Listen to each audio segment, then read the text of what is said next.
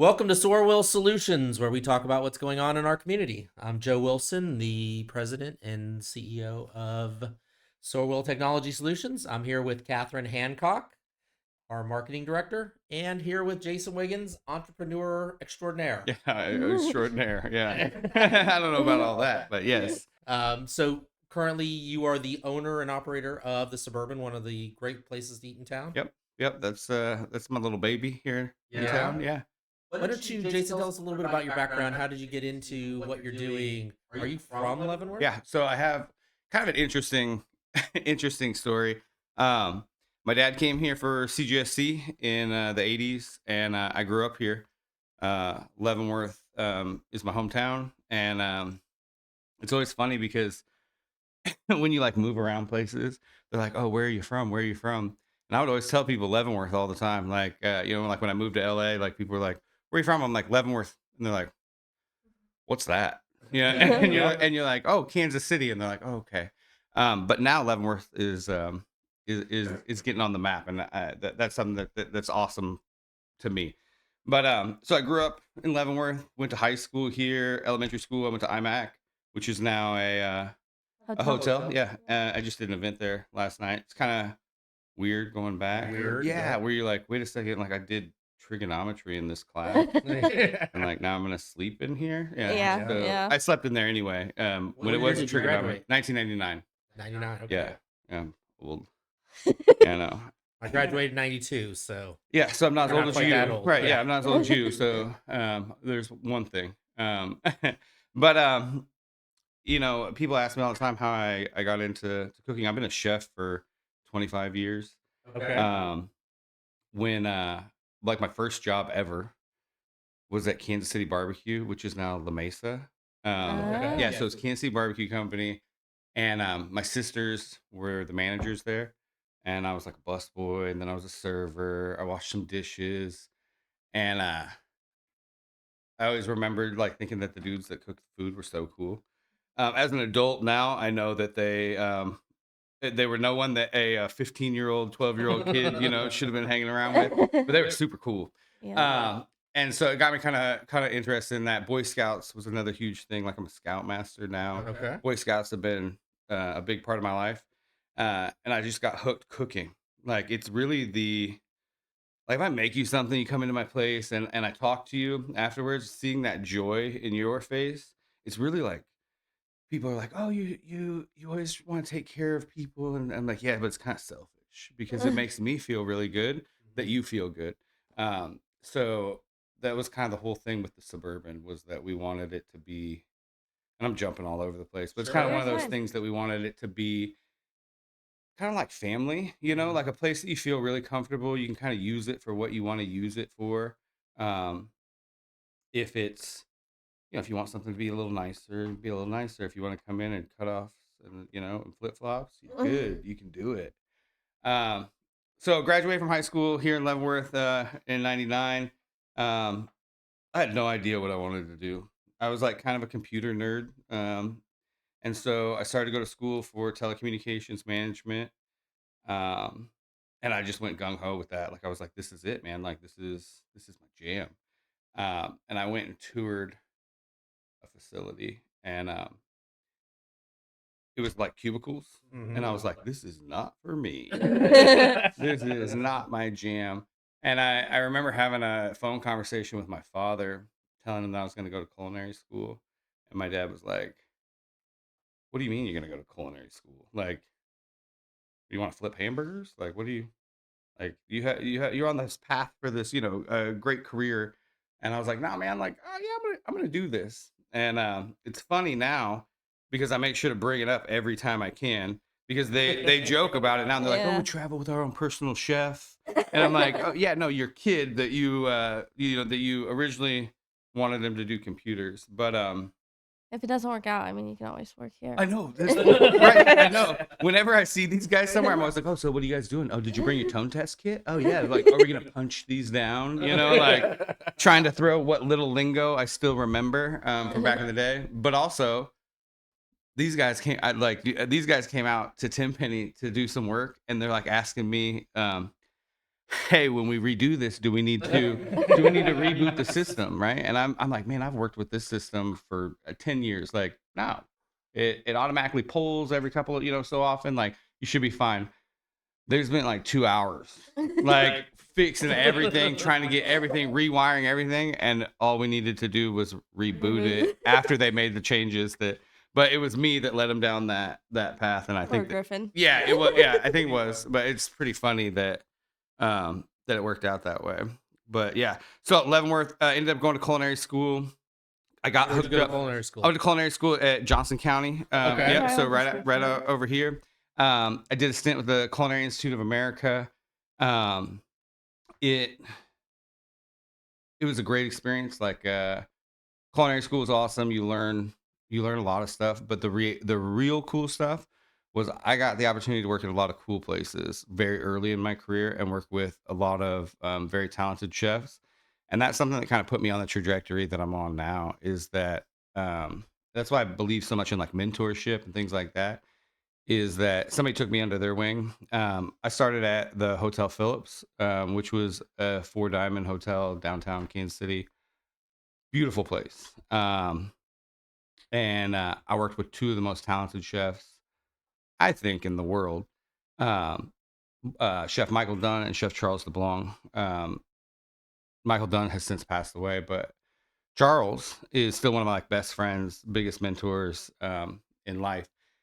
They kind of took me under their wing. There was a lot of stuff there that I had never seen before, like the whole world of fine dining. If you don't kind of, if you didn't eat at the Waldorf Astoria as a kid, you're not going to know what a foie gras torchon is, like, um, so I remember getting in there and just being blown away where it's like, whoa, dude, this stuff's crazy. This is super cool.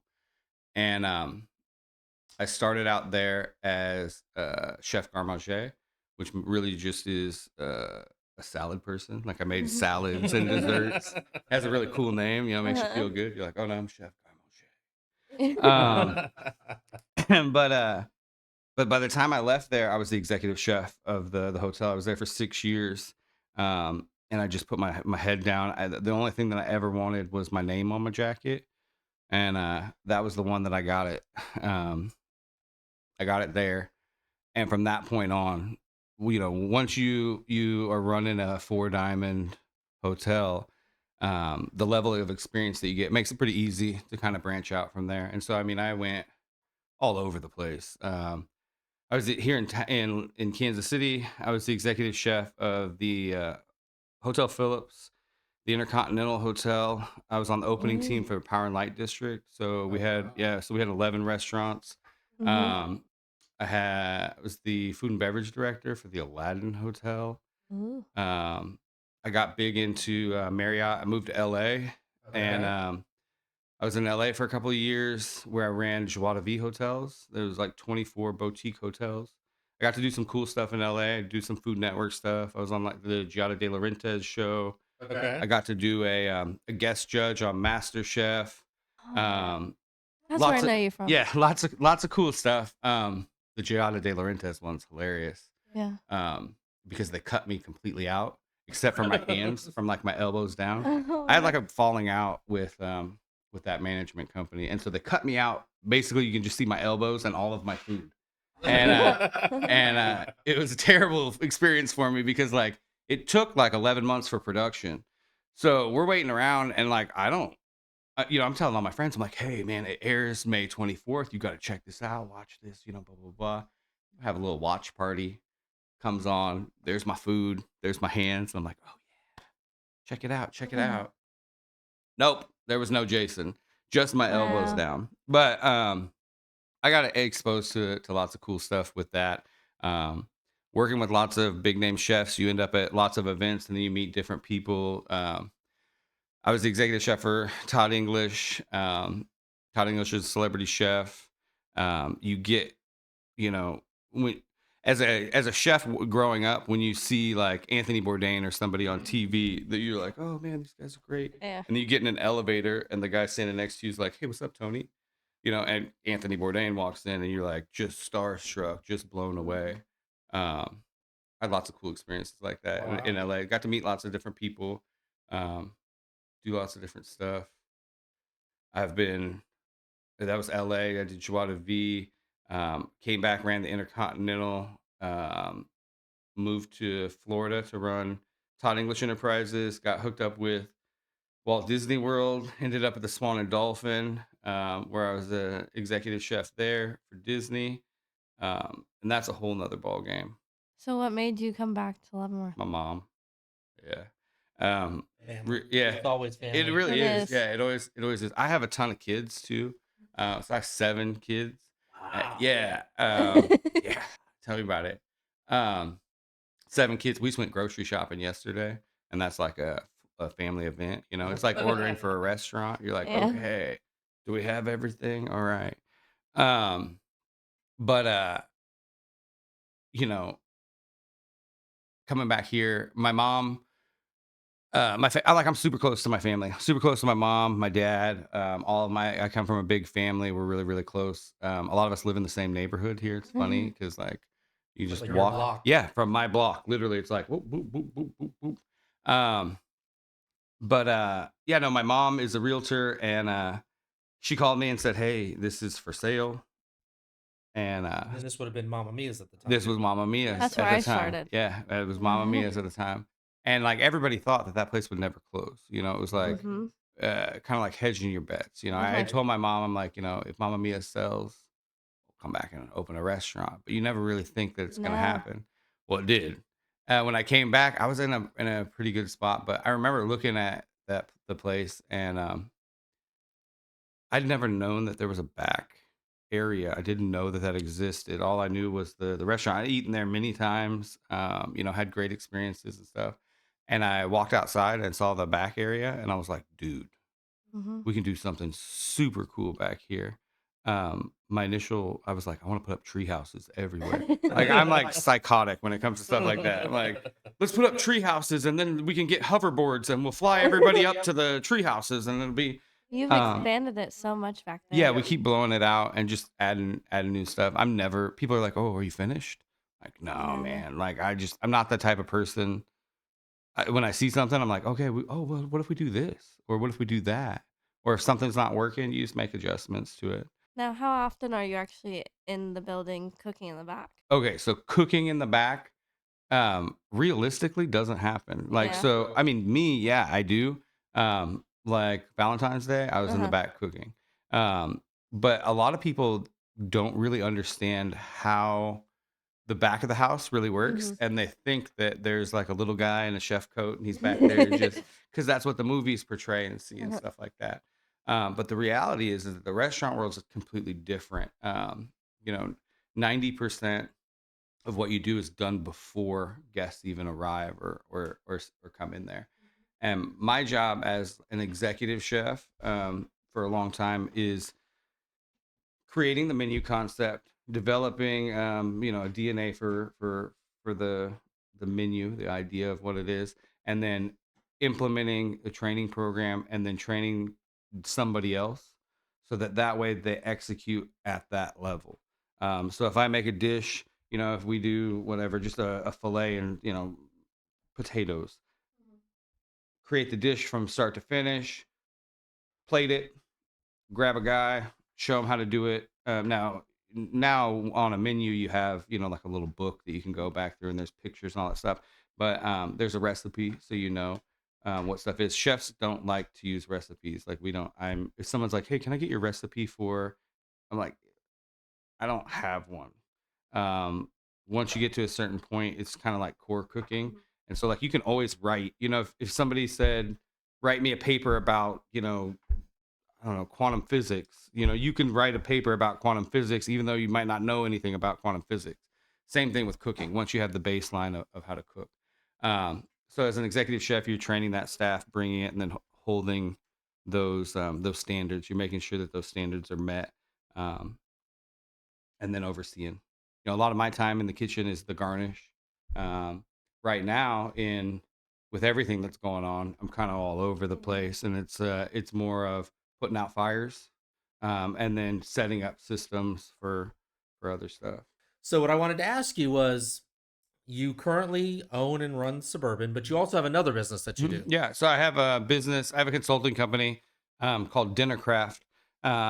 And Dinnercraft basically is a food and beverage consulting company that goes and does everything from if you're having a problem with one menu item, 30 menu items, staffing, or you're a new owner that wants to start a restaurant but haven't been in the restaurant industry. It's something where we come in and do, yeah, we help with that. It's something that we're doing right now, like at Tenpenny. Ken and Carly are friends of mine. And they hired my company to come in and help them with the transition, get a new menu up and running, train the front of the house Excited staff. for that. Yeah, I am too. It's funny because I joke with Ken about it, and he's like, "Man, sometimes I think you're more excited, than I am." I'm like, "This is why I do what I do. Is that I do like I don't get me wrong. There's days where you're in the shower and you're crying and you're like, why did I do this? Why did I want to do this? But the reality is that there's a lot of really cool days, and a lot of the fun is in the building part. That's the super fun part for me. That's why the consulting aspect of it was so easy for me to get into, because I'm like, man, I want to make new menus every day. If I could make a new restaurant every day, it's something that keeps me occupied and something that's fun. You don't see that as competition for the Suburban? No, I mean, one, especially in this market, I don't think that there's any competition with anyone in reality. There's not enough. There's Because the Suburban's so good. no, well, Everybody else kind of like second tier. No, That's what I'm hearing. yeah, no, the Suburban's great, and the Suburban is good. And don't get me wrong, that It's its I'm super own. proud of it. But there's so many people, and there's not enough businesses. There's not enough food options. Sure. There's only a handful of them, and we have a weird dynamic where you have days where there's not a whole lot of stuff going on. So there's plenty of of market out there to capitalize on, but also Tenpenny is going to be it is a fantastic sports bar, different theme, different vibe. Suburban, we're chef driven, upper scale, outdoor More patio. romantic. Yeah, yes, outdoor patio. We joked about Valentine's Day a little bit. It's like, well, what? And both of them did great on those days. And you just have to know who your clientele is. Sure. And Timpani had an awesome night over there doing lovers nachos, Hmm. and the Suburban had a great night doing lobster and Saw that. fillets. So it and I think that sometimes people get really protective of things, and they're like, oh well, we can't support this because of this, and it's like, I know you can do both. Like, Mhm. there's a ton of great places, and just because you like one doesn't mean that you can't like another one. And I'm a huge fan of collaboration over competition, because you'll always end up with a better product, no matter what, no matter what you're doing.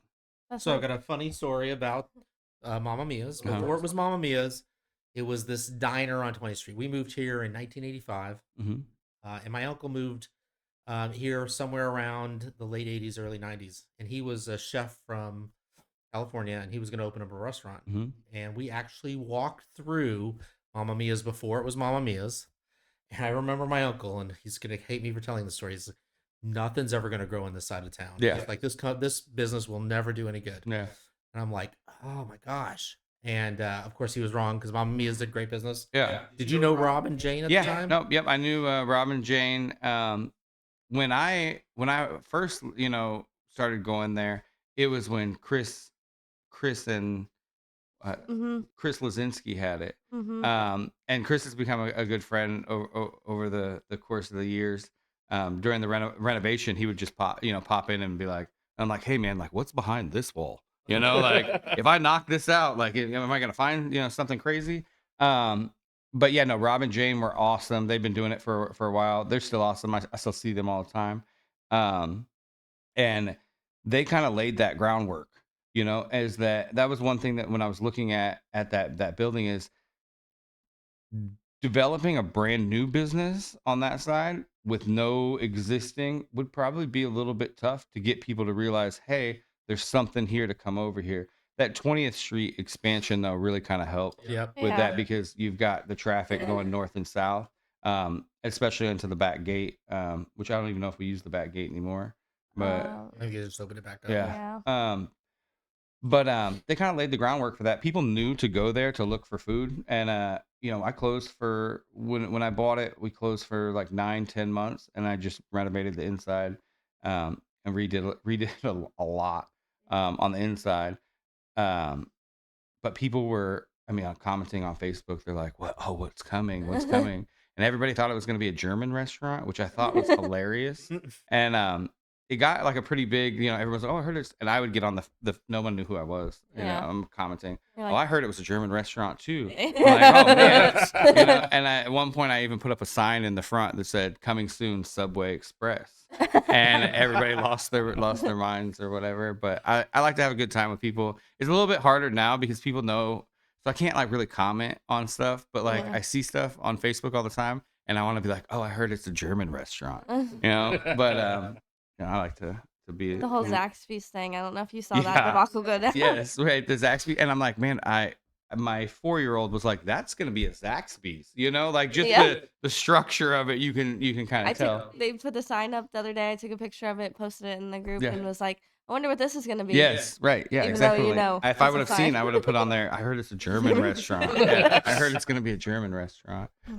But no, Leavenworth's a cool market. It's different. It's a different thing. I think that you kind of have to be from here to Mhm. kind of get it. I think that helps. That helps a lot. How'd you come up with the name Suburban? Oh man, that one's. Man, I had so many names for that place beforehand. What was the other top one? My dad wanted it. My dad wanted it to be called the Fatback Shack. And I was like, Big wait, backs. what? Like Fatback Shack? And he's like, yeah, like bacon. And I'm like, yeah, no one gets that. Okay, like that's like a fat kid joke. Okay, like what are you saying? But one day, so again, I always have weird, crazy stories. When we were demoing the place, I hired a bunch of laborers to like help me, and they became my friends. Like there was a guy that works for me. His name's Tad, and he's literally 7'1". So like when we were like hanging sheetrock and stuff, like he was standing on the ground and holding the sheetrock onto the ceiling. And then these two other brothers, Nick and Christian, and they were all idiots. But they were awesome guys, and they used to get into so much. They're like 17, 18, 19. There's boys having a good time, right? And I'm, here spending every last dollar that I have. I'm trying to get everything done. So I'm like hyper focused. I'm sitting on these rafters on the floor joist, and we're putting in the new floor. And Tad has a 2x6 that's like 12 feet long, and he turns around with it, and it cracks me in the face. Oh Just my God. splits my just like that. Splits my nose. I'm like bleeding, and I'm really annoyed, and I'm like, hey, we're done. I'm like, everybody just go home for the day. Like it is it's too long of a day. And they all leave, and I'm annoyed. And there was a paneling on the wall, and I just grab it, and then like a fit of rage, you're like, "Bah, blah, blah," and I rip this thing off the wall, and all this junk falls out of the wall, like newspaper. There was like some foreign like dollar bills. Like I think they'd been putting them on the wall, and then they just put up some vinyl or something over it, and so they ended up behind the wall. But I look down, and smack dab in the center, there's a newspaper, and it's like from September, like 1948, and it says, "Now open, the Suburban Inn, 20th and Choctaw, serving spice shrimp." It was like weird stuff. It was like spaghetti, spice shrimp, beer, and bratwurst or something. Where you're like, wait, what? But it was that place. It used to be called the Suburban Inn. There's a really long history with it. I have a picture that I found in the basement from a Studebaker race in like 19 like 18 1920 1926, where they drove from Chicago to Fort Leavenworth, and they stopped. There used to be a like a roadhouse, not the roadhouse with the where they do the fighting and the kicking, but the roadhouse there, and they stopped and took a picture.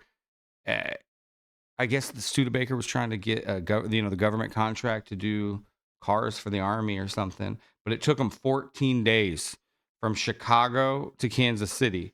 I'm like, man, that's an 8-hour drive. Yeah, But really. back in the day, there's no roads, nothing. You got to haul all your gas, or I don't even know what they were. But there's a lot of history to that place there. It's been a variety of things. I always love when people come in and they're like, I used to dance right over there. There was a jukebox over there. Uh-huh. And I'm like, oh man, I didn't know about that one. Yeah. But it's been lots of incarnations. But that's always helped. People know to go to that area.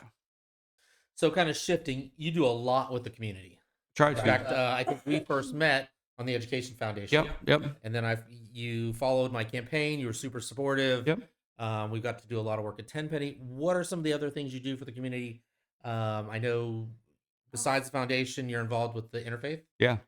I try and help down there as much as possible. We pull a lot of guys from there, but I do as much as. Here's the thing. Somebody did it. Like I had a great childhood in Leavenworth. When I look back to it, I see a lot of people that are like, "Oh, the heyday, like bring back the Buffalo Bill Cody days." And all. I'm like, dude, I remember all that stuff. It was awesome. The only difference is that there was a group of cool people that were like-minded that got together and did it. And that's all it takes is like people getting together and going and doing something. If you want to do something, you just got to go find 2 or 3 people and be like, hey man, like I don't know, like let's do it. And you can do it. And that's really how I got involved in the community. I couldn't tell you everything that I do. I try and do as much as I can. I try and help out with sports activities. He hosts us for the women's Yeah, division lunches. women's division. There's lots of stuff. Lions Club, women's division, CASA. All these people that they need help in their mission, and like I'm always willing to support and help it, especially in the community. Um, Not only from a because it's a good thing to do, but also that it comes back. It all comes back and it stays in our community. And there's people that need help here. I have a soft spot for people that are hungry. It's just something. So I don't ever want anybody to go hungry. We do a lot of stuff with the military.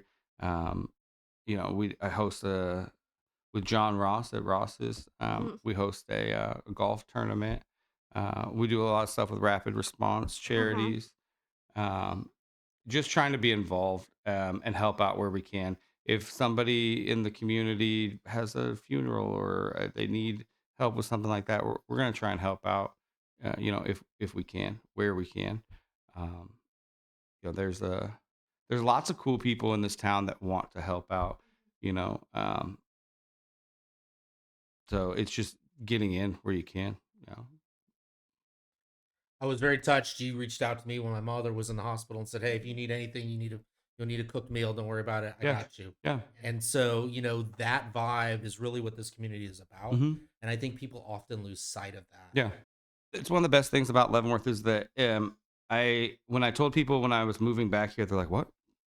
Moving back to a little town? Like what's going on?" Like, yeah, you don't understand that it's small enough that I know that if I need help, somebody's gonna to help. We had my nephew was murdered a while back, about 9 months ago now, Mhm. and the outpouring from the community to the help my family was insane. Um, just helping my sister's family from food to everything. Um, so many people showed up, and it was one of those things where you're just blown away by it. Um, that's what I love about this community is that yeah, if your mom is sick, man, I'm gonna make sure that you're taken care of because there's all of us here that can really I don't know. It's big enough that I don't feel like it's too small, and it's small enough that you feel like you have a community and that there's people to take care of people. That's the biggest thing. There's a lot of really great business owners in this community that really band together and try and get a lot of stuff done. You see a lot of people on the different boards and stuff. It's a lot of the same faces, and really, what I try to do is I try to get some of the younger. Like I say younger because I'm like, oh, I'm younger. I'm really not, but some of that mindset, our group getting into into the community to kind of help with ideas and also changing things over that have been stagnant for a while. There's a lot I of find that. myself walking into the rooms and I'm the youngest one Yes, in there right, and you're like, sometimes. okay, well, You all right, try yep, to bring your ideas. yep. And I mean, that's kind of, I think, indicative of a lot of things. Like, there's a lot of stuff in the grand scheme that it has gotten stagnant, and it needs a fresh pair of eyes. It needs new people to get in there. Yeah. As we shift gears here, we'll go to a little bit of a lighter topic, although that's been a pretty fun conversation. Yeah. We talk about what is on your mind. And so we're going to start with our senior marketing director, Kathryn. What is on your mind? I just found out I'm pregnant with baby number 2. Congratulations. So, yeah. Woo. So that is the only thing on my mind right now. Are you ready to be the mama I'm of gonna 2? do 2. Okay, so that's number 2. Are you on your way to 7? Yeah, 7, huh? No. That's what you say now. That's what you say now. I can't afford 7. Yeah. People, that's I'm constantly working. I'm like, I gotta buy groceries. Yeah. I can't need a imagine boy. buying groceries for 7. Yeah, it's nuts right now. What do you have? Like two boys, 3 girls? What? Okay, so I have to count them out. Okay, because there's so many, right? So I have 3 girls and 4 boys, right? Yep, that's Okay. 7. Yep, 3 girls and 4 boys. So my oldest is 20, and my youngest is 2. He just turned 2 Oh, in wow. January. Yeah, he just turned 2. Atticus, and he's hilarious. Are you done? I was done after Zoe, after the first one. Yeah, no, I think so. It has to be, like, it has to be. I hit my population, like, like we're doing our part. But also I would like to retire before I'm 97. Yeah. Fair. So, on my mind is recently I bought a new snowblower. Hey, all right. Okay. And I didn't think I needed one. Uh-huh. It took a lot for me to swallow my pride and say, you know what? I've gotten to the age where I need a snowblower. Yeah. Because that's the last snow we had was so deep and wet and sticky. Yeah. That it was a pain to shovel. You should have gone over to his house this morning and did his driveway. Yeah, for it. exactly. Yeah, Right. not Yeah. in. Right. Yeah. Right. Yeah. Right. Yeah. And then we got the snow again today. And so, of course, out of the kindness of my heart, I let family members borrow it. I hadn't seen my snowblower till shortly before 9 o'clock this Right. morning. Yeah. Right. Yeah. And it always seems like whether it's a snowblower, and I made fun of my father all the time for this. He's like always on me about getting tools put back, and I didn't ever worried about it. Couldn't understand why he got so upset about it until I became a father. Yep. So, Daniel, I am calling you out. Thank you for bringing the snowblower back. But yeah, it's kind of that constant loaning stuff out and then never remembering where it is. Jason, what's on your mind? Oh my goodness, that's a scary topic. No, I have so much on my mind, but the biggest thing that I'm thinking about right now is summer. Like, I cannot wait for patio season. I Yeah. cannot wait for the sun to come back out. I love the wintertime here in Kansas. Do not get me wrong. There are times that it's beautiful, but after a while, You get the tired of it. grayness and the dirty gets yucky, and I'm like, can I just see a green tree? I'm a plant guy. You probably noticed from the Suburban, the patio. All of that lives at my house most of the time. So as the years have progressed, less and less of it comes back to the restaurant, and we just get different stuff and put it out there. So my house is a jungle, but it keeps me like grounded. And I cannot wait to lay on the grass, green grass, with some sun coming down on me. That's really what I'm thinking about. Any specials this week that we should know about at the Suburban? Steak night tonight, always. Steak night tonight. Tuesdays. Yep, steak night on Tuesdays. And then the Suburban? at the Suburban. Yep, at the We're Suburban. gonna go to Suburban tonight. Yeah, steak night, $20. Best Me too. fillets. I thought Mommy has had great fillets. Oh yeah, The Suburban has great fillets. thank you. They're not cheap, but they have great fillets. Oh, yes. They are tonight. Yeah. 2 for 20. Yep. Tonight, 2 for 20. Yeah. I am going to call out. I am wearing the Cruise for Life shirt this week, the nonprofit that I wanted to shout out to. I don't know if you know Andy Burris. His son Cruz died from fentanyl overdose, fentanyl poisoning. Terrible drug problem we have in this community. I had for the opportunity at the Leavenworth Lansing Chamber to talk with our class talked with the sheriff and the Leavenworth police chief. And they're fighting this, as much as they can, but obviously they all need our support. And so, if you feel inclined to, consider donating to the Cruise for Life Foundation. Thank you for joining us at SorWil Solutions, where we talk about what's going on in our community. Jason, thank you so much for being our special guest. Thank you. Thank you. We are honored to have you here. It's an honor to know you and be friends with you. And thank you. Same. I had a blast. Thank you guys. Yeah, so much.